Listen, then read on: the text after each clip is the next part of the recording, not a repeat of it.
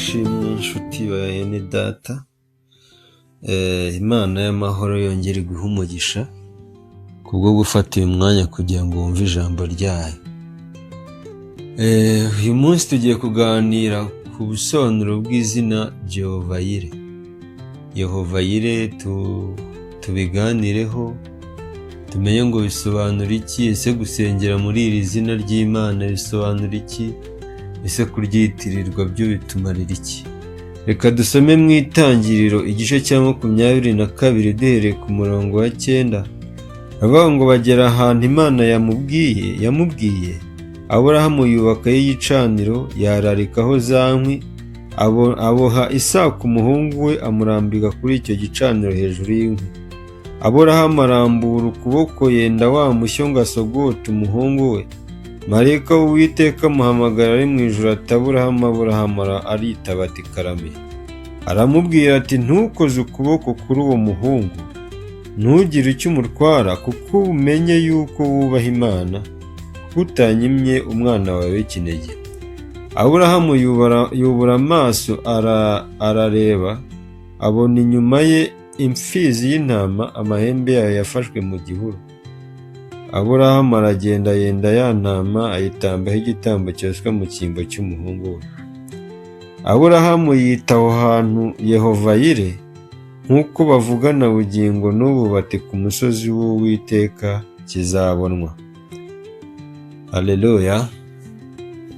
Uyu munsi tugiye kuganira kuri rino zina ry'Imana ryitwa Yehova Yire. Imana ifite amazina menshi cyane y'Igiheburayo. Hari amazina y'Igiheburayo dukeneye kumenya icyo asobanura, kuko akenshi usanga tuyaririmba tuyavuga, noneho kubera ko tutazi n'icyo asobanura ntibihinduke ubuzima. Rero tugiye kuganira kuri rino zina ry'Imana ryitwa Yehova Yire. Twabonye ko Yehova bivuga ndiho, bivuga Imana iriho, yahozeho kandi izahoraho, ukavuga Uwiteka. Rero hano Yehova Yire biravuga ngo Uwiteka azatuma kiboneka igitambo. Baravuga ngo Uwiteka azatuma igitambo kiboneka. Mu zindi ndimi baravuga ngo Jehova Yire bivuze ngo Uwiteka ni provider. Baravuga ngo Uwiteka niwe uduha ibidutunga, niwe uduha ibidutunga byo mu buryo bw'umwuka, niwe uduha ibidutunga byo mu buryo bw'umubiri. Mbese Uwiteka Imana ishimwe. Hano rero dusomye inkuru za Aburahamu. Aburahamu yabanye n'Imana, Imana ivugana nawe, Imana imuha amasezerano, arayumvira, imutegeka kuva aho yari ari, iravuga ngo tugende nzaguhindura ubwoko bukomeye, nzogeza izina ryawe, kandi iravuga ngo nzaguha umugisha nawe ubwawe uzaba umugisha. Yesu ashimwe. Hanyuma Aburahamu aremerera Imana, baragendana, yigomwa ibintu byose byamugiraga, arakurikira Imana. Ijambo ryaravuze ngo agenda atazi yajya. Hanyuma aragenda ajyana n'Imana, barabana imyaka 40, 50, 60, 70, 80, 99. Ngo ariko ngo abamarayika baza guca aho ngaho bajya i Sodomu, ngo marayika arabazimanira, ngo amaze kubazimanira, Sara amaze kubazimanira, avuga ngo Sara, umwaka utaha nk'iki gihe ngo sinzahora kukugarukaho ubyara umwana. Sara rero igihe cyarageze, aramubyara afite imyaka 99, Aburahamu afite 100.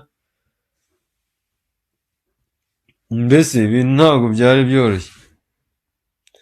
Hanyuma muri ibyo bihe byari bikomeye byo kuba mu myaka za 90, abandi bari mu 100, ngo babyara umuhungu mwiza cyane bamwita Isaka, kandi Imana yari yaramuvuzeho.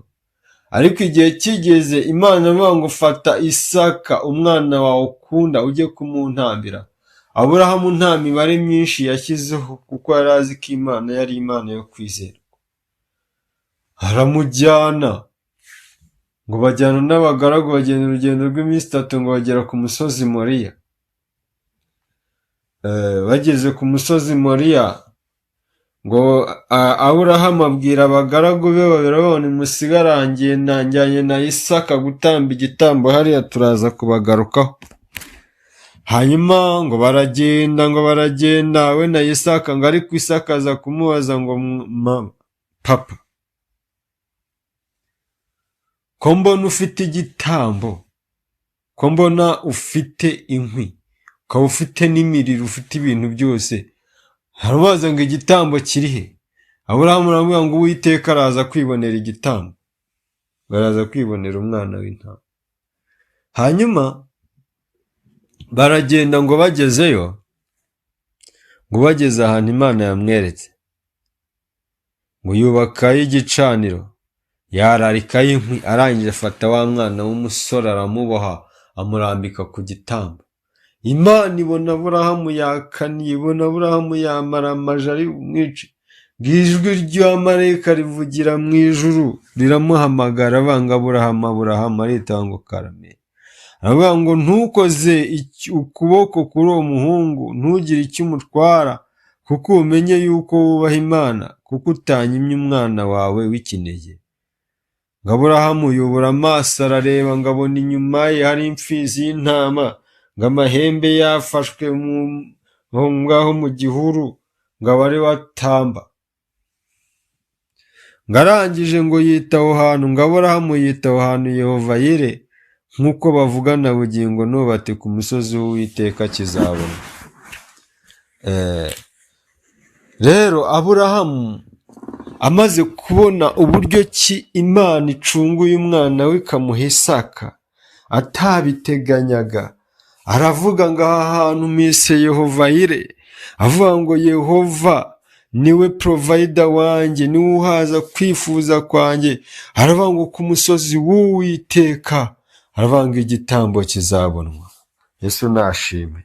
Ndagira ngo mbwire rero ko Yehova Yire bibavuze ko Imana ariyo ihaza kwifuza kwawe kose. Yehova Yire ni izina ry'Imana ryo mu Giheburayo, risobanura ngo Uwiteka azatanga, cyangwa se Uwiteka azatugabira, Uwiteka azaduha ibyo tudafite. Haravuga ngo ku musozi w'Uwiteka kizabonwa.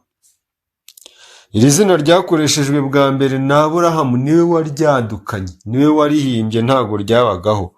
Ariko aravuga ngo ku musozi w'Uwiteka, Uwiteka ajya abona ibitambo, ajya yibonera ibintu.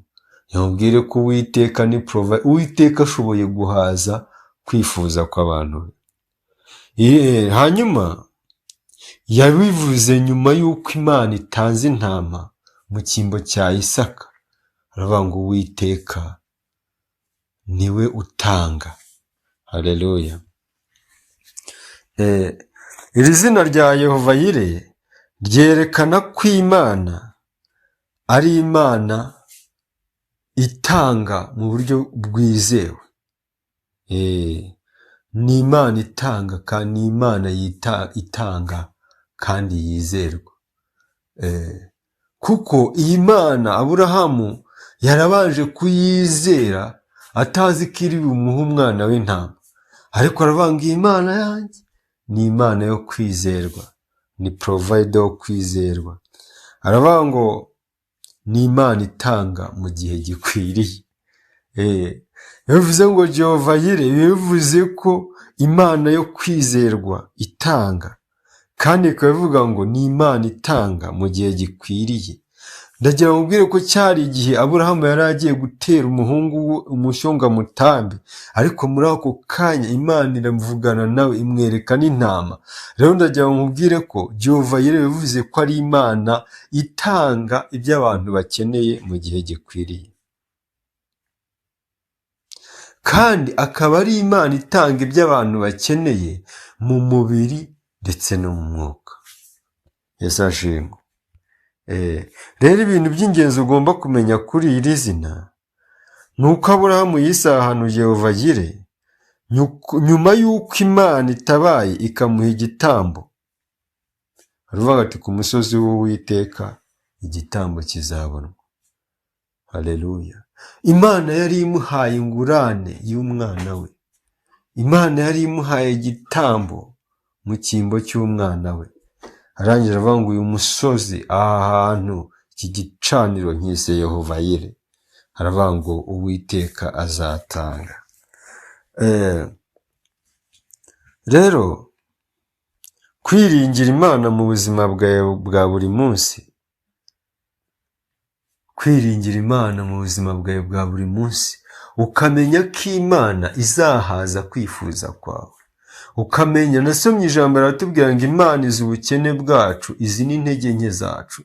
Rero iyo Imana ivuze ngo izi ubukene bwacu, Imana ni Imana yiteguye guhaza ubukene bwawe bw'umubiri, bw'amafaranga, bw'urubyaro, bw'ibintu bifatika, ariko cyane cyane Imana izatanga n'ubugingo.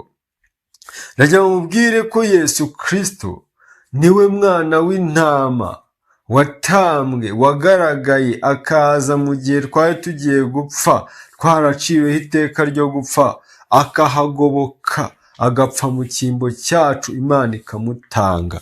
Ijambo rivuga ngo kuko Imana yakunze abari mu isi cyane, byatumye itanga. Bivuze ko Imana yacu ni Yehova Yire, ni Imana itanga. Bivuga ngo byatumye Imana itanga umwana wayo w'ikinege, kugira ngo umwizera wese atarimbuka, ahubwo ahabwe ubugingo buhoraho. Rero nujya uvuga Yehova Yire, ujye wumva ko ari Imana itanga ibintu bifatika, igatanga n'ibintu by'umwuka mu izina rya Yesu. Rero iri zina ridutoza ko Imana ibona ibibazo byacu mbere y'uko tubigeramo. Mbere y'uko ugera mu bibazo, Imana iba yamaze kubibona.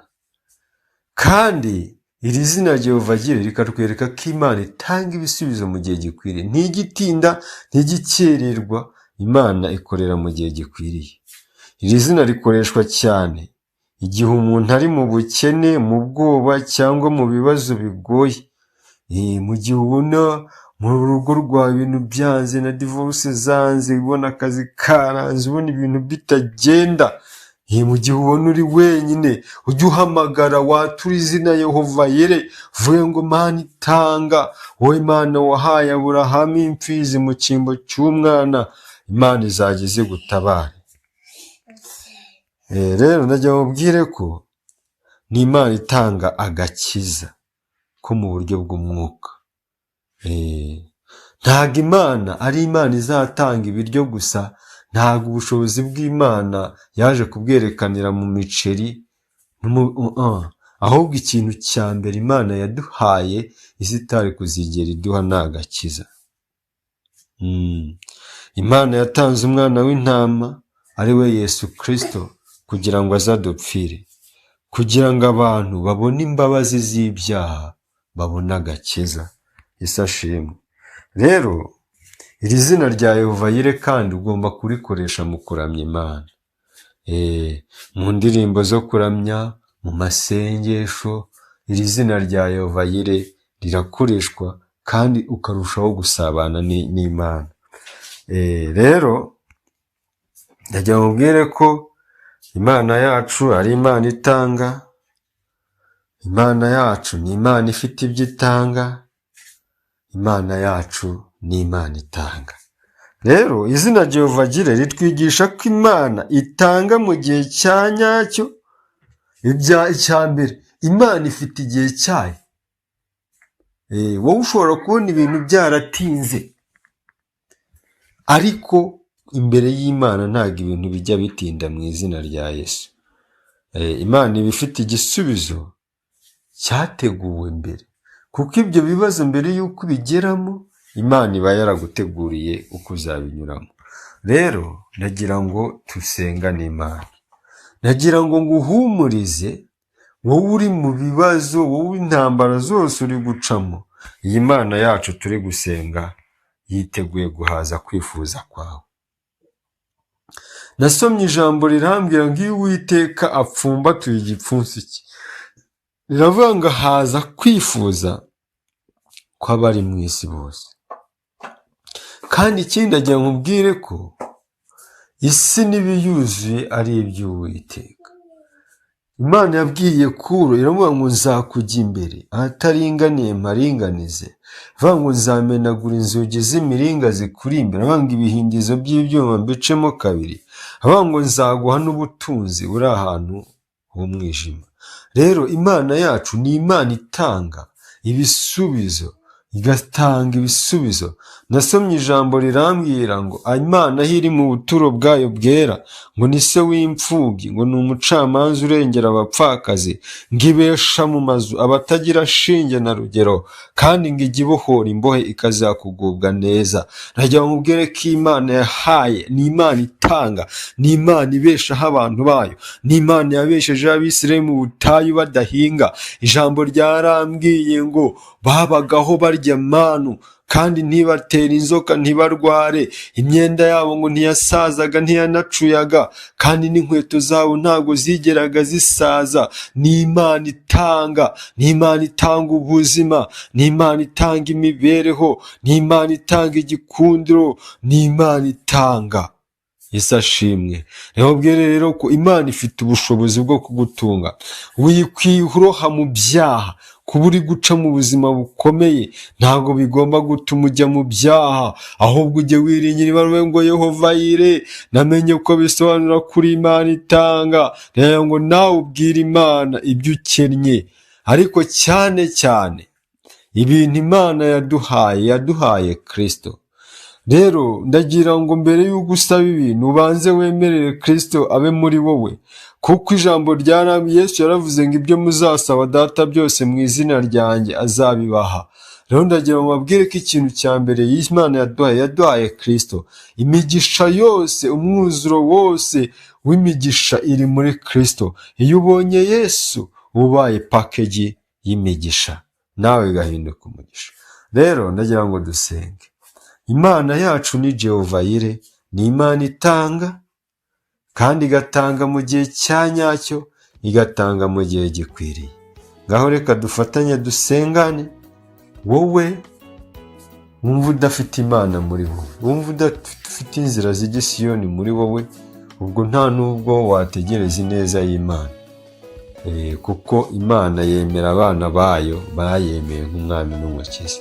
Ngaho reka dusenge. Nawe wari ufite intege nke, wumva Imana yarakwibagiwe, ubona ubushomeri umazemo igihe, ubona urugo rwawe rwarahubanganye, ubona bizinesi zaranze ukumva ugiye gusara, ariko Imana yacu ni Imana itanga ibintu byo mu buryo bw'umwuka, igatanga imbaraga z'umwuka wera, ariko ikanatanga n'ibindi bintu bifatika. Ngaho reka dusengane. Imana ndagushimiye kuri Imana nkuru, ndagushimiye kuri Jehova Yire, ndagushimiye kuri provider, ndagushimiye kuri Imana itanga ibintu bikwiriye mu gihe gikwiriye. Nubwo twe twabona dupfuye tukabona ibintu byanze, ariko wowe watubuye imitsima uracyayitubura, wowe wagiye utanga ibintu bikomeye n'ubu uracyatanga. Urakoze kuri Imana itanga, kandi urakoze kuri Jehova Yire, mu izina rya Yesu.